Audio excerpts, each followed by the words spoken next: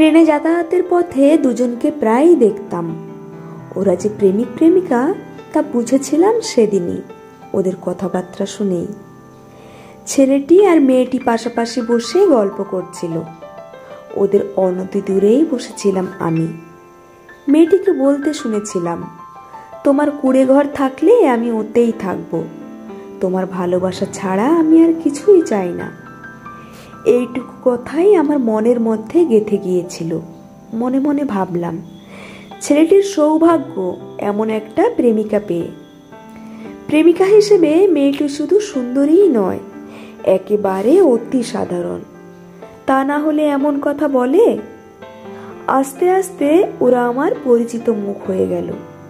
প্রায়ই ওদের দেখতে পেতাম, কখনো স্টেশনে বসে গল্প করছে, কখনো ট্রেনে। তবে ওরা আমাকে না চিনলেও আমি ওদেরকে চিনি। তারপর থেকে 1 বছর যাবৎ ওদেরকে আর চোখে পড়েনি। সে নিয়ে আমার মাথা ব্যথাও ছিল না। ওদের কথা প্রায় ভুলেই গিয়েছিলাম।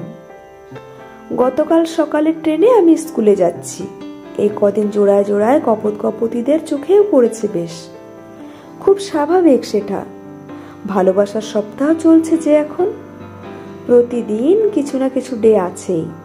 রোস্টে, পোস্টে, হাগুডে, পাতুডে, কত কি। হঠাৎ কানে এলো এই কথাগুলো। আমার বেশি কিছু চাওয়া পাওয়া নেই গো। তোমার যদি কুঁড়ে ঘর থাকে, ওখানেই আমি থাকবো। তার মধ্যে যেন তোমার ভালোবাসাটুকু থাকে। কুঁড়ে ঘর শুনেই পেছনে তাকিয়ে দেখেই অবাক হয়ে যায়। আরে সেই মেয়েটি না? ভালো করে তাকাতেই বুঝলাম, হ্যাঁ এই তো সেই মেয়েটি। মেয়েটি ভালোবাসা পাওয়ার জন্য কুঁড়ে ঘরেই থাকতে রাজি।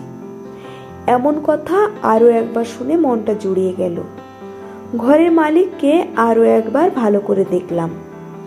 মেয়েটি যে কুঁড়ে ঘরেই থাকতে চায়, সে কথা যেন বিশ্বাসযোগ্য হয়ে উঠল আরো একবার। ভদ্রলোকের এক কথার মতো মেয়েটি এটাই বোঝাতে চাইছিল, ভালোবাসা থাকলেই হবে, সেটা কুঁড়ে ঘর হলেও চলবে। এমন কথা আমি আগেও শুনেছিলাম। আসলে সবই ঠিক আছে, অবাক করার মতো বিষয় এবারের কুঁড়ে ঘরের মালিকটাই শুধু আলাদা ছিল। কলমে সরজিৎ ঘোষ।